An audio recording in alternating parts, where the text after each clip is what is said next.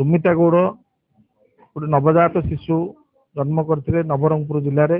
ତାକୁ ନବରଙ୍ଗପୁର ଜିଲ୍ଲାରୁ ରେଫର କରାଯାଇଥିଲା Koraput medical college. Koraput medical କଲେଜରୁ ପଞ୍ଚମ ଦିନ ସେ ଆସିକି ପହଞ୍ଚିଲା ଏମକେସିଜି ମେଡିକାଲ କଲେଜରେ ନିଓନାଟାଲ ଆଇସିୟୁରେ ସନ୍ତୋଷ ବାବୁଙ୍କ ତତ୍ତ୍ୱାବଧାନରେ ଆଡମିସନ ହେଇଥିଲା।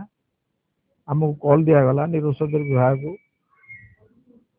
ଏବଂ ସେତେବେଳେ ତାର ଡାଇଗ୍ନୋସିସ୍ ଥିଲା ରପଚର୍ଡ ମାଇଲୋମେନିଙ୍ଗୋସିଲ ୱିଥ୍ ଏକ୍ସପୋଜ୍ଡ କର୍ଡ ଏବଂ ପେସେଣ୍ଟର କଣ୍ଡିସନ ଯେହେତୁ ଭଲ ନଥିଲା ତେଣୁ 5 ତାରିଖ ଶିଶୁକୁ ଆମେ 26 ତାରିଖ ଦିନ ଅପରେସନ କଲୁ। ମୋର ଆନାସ୍ଥେସିଆ ଟିମ୍ ଏ ରୋଗରେ ହାତ ଗୋଡ଼ ଚାଲେ ନାହିଁ, ପରିସ୍ରା କଣ୍ଟ୍ରୋଲ ହୁଏ ନାହିଁ, ଝାଡା କଣ୍ଟ୍ରୋଲ ହୁଏ ନାହିଁ ଏବଂ ଗୋଡ଼ ଦିଟା ଯାକ ସମ୍ପୂର୍ଣ୍ଣ ପାରାଲାଇଜ ହେଇଥାଏ। ମେରୁଦଣ୍ଡଟା ବାହାରକୁ ବାହାରିକି ଥାଏ, ତାର ଆବରଣ ବି ନଥାଏ।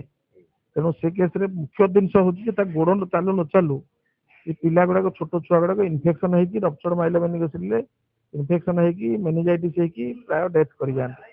କିନ୍ତୁ ଏ ପିଲାଟା ରପଚର୍ଡ ମାଇଲୋମେନିଙ୍ଗୋସିଲ ପରେ ଆମେ ତାକୁ ଅପରେସନ କରିଦେଲୁ।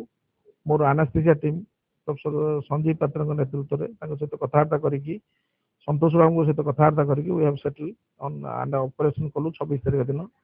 ଯାହା ହଉ ସେ ପିଲା ଭଲ ଅଛି, ମାତ୍ର 21 ଦିନରେ ସେ ଅପରେସନ ହେଇଛି।